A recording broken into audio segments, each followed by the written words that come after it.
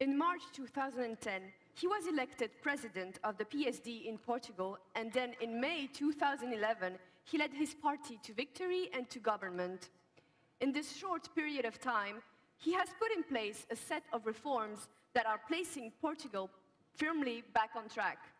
Ladies and gentlemen, please welcome the Prime Minister of Portugal, Pedro Passos Coelho.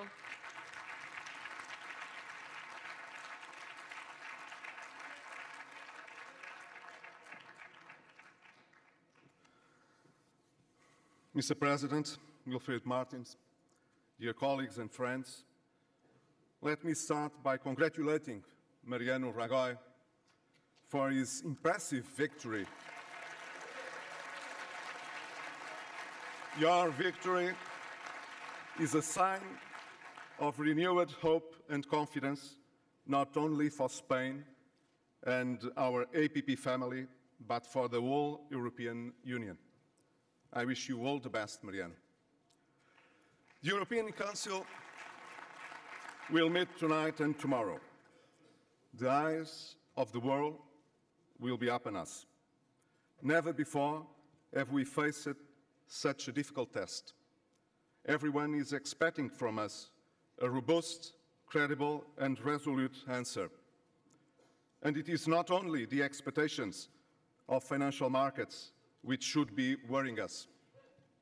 More importantly, I'm thinking about our citizens' expectations. We cannot fail them. We owe them that. All in all, this might be the most crucial summit in the European Union history. The time for tentative approaches, the time for half-hearted measures, the time for incomplete decisions is over. Recent experience has given us such a warning. And I believe that all European leaders have listened to this warning. This crisis is no longer only about financial markets. It is not even only about our economies. It has become a political crisis, and we must face this fact at once and act accordingly. We are now facing some clear choices. Either we move forward together, take our political integration one step further and decidedly, pull our strengths for one common endeavor, or we'll fail back into economic, social, and political decline. We do have a crisis to overcome. This crisis is also a crisis of confidence. Confidence in our true political will, in our economic strength, in our ability to pay our debts, in the responsiveness of our political institutions. And we ask ourselves, how could this happen here in Europe? How could this be possible in this great union of freedom, innovation, culture, and ideas, where apparently we have all the necessary conditions to prosperity and stability? We do not have an identity crisis. We should not forget that we are both the largest single market and economic bloc in the world, and the biggest donors in the world. We set world standards in such matters as human rights, tolerance, and good governance, as well as professional, scientific, and artistic excellence. The European Union is a powerful and attractive force worldwide. So, what is wrong with us? We make our decisions, but then due implementation is found waiting. We discussed and debate, but then we fail to act accordingly. We come to an agreement, but thereafter we forget to speak with one single voice. Let me now share with you some thoughts on my own country. In Portugal, we deeply believe in the future of Europe, and we want to participate in the solutions for our current difficulties. The fact that we are fully implementing our economic and financial adjustment plan as positively assessed already twice by our European Union and IMF partners, is good news both for Portugal and for Europe. But we are doing more. We are more ambitious than the plan itself, as far as structural reforms are concerned. In order to increase competitiveness, we are reforming some of the main elements of our economic system, such as labour market, economic regulation and competition, housing, state-owned enterprises and public administration.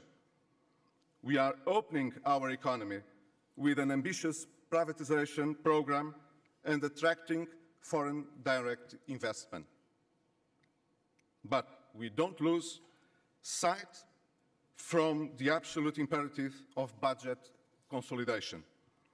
Last week, our Parliament approved the most ambitious and demanding state budget ever proposed in the history of Portuguese democracy. I won't pretend that it won't be difficult for everyone, but at the end of this adjustment, Portugal will be far more competitive and will have a far more balanced economy. However, I am aware that the evolution of the financial crisis may in the end be the great determinant. It may either crown our huge effort with success or it can condemn it to failure. That is to say, without a successful collective European response to the present challenges and threats, we will not be internally strong enough to succeed. Therefore, in my view, the European response should be twofold. First and foremost, we need to restore credibility and withstand market pressure with short-term and convincing measures. To make it happen, we need to implement strictly and rapidly previous summit decisions. We need a credible and strongly capitalized AFSF, and of course, the ECB and the IMF involvement in this would be most welcome. This is not about solidarity, it is about credibility. The ECB should not jeopardize its independence, and it should continue to play its role according to its single mandate, maintain price stability. But the ECB should also remain faithful to its task of being a stabilizing force for the European financial system as a whole. These short-term measures are essential to respond in the short term to the current pressures and to gain the time required to tackle the fundamental roots of our problems. There are a comprehensive structural reform program and the establishment of a budgetary union. We have to act now in those two fronts, a short-term one with immediate impact and a long-term one with far-reaching ambition. I believe in a stronger and ambitious union with increased institutional surveillance going beyond control and prevention of debt and deficit excess, and involving also other correlated upstream excesses, such as abnormal external imbalances. We must not ignore the progress we have made thus far, but we cannot rest on it. We must reinforce our will and action to move further down the road in our economic monetary union, strengthening the economic pillar by means of binding fiscal and budgetary discipline. Economic convergence is an objective we all do share. It is a demanding and far-reaching objective which has been presiding over our common European endeavour ever since it began, more than 50 years ago. I trust we will lead the summit to respond positively to our citizens and to outside world expectations and hopes.